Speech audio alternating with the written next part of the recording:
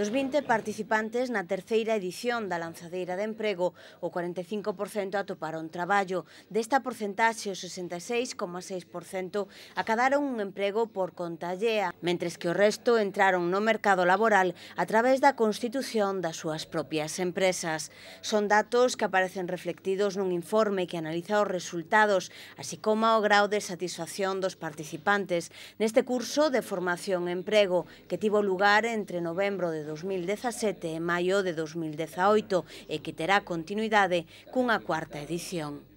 Entre as actividades desenvolvidas traballaron en obradoiros de autocoñecemento e intelixencia emocional, en dinámicas de comunicación, forxaron a súa propia marca persoal, descubriron tamén as ferramentas de búsqueda de emprego 2.0, aprenderon tamén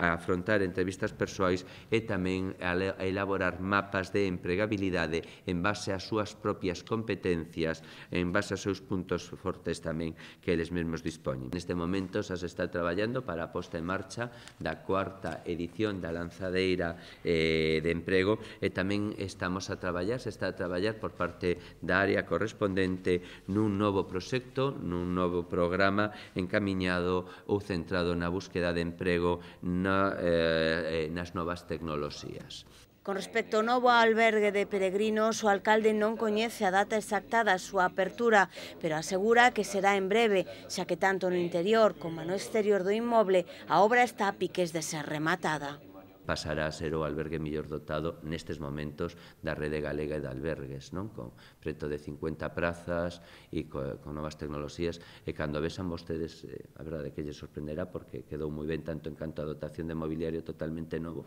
pero incluso co aproveitamento dos ocos, dispón de ocos onde se pode descansar aqueles peregrinos que se así se acheguen con unhas vistas fermosas sobre a propia zona, non?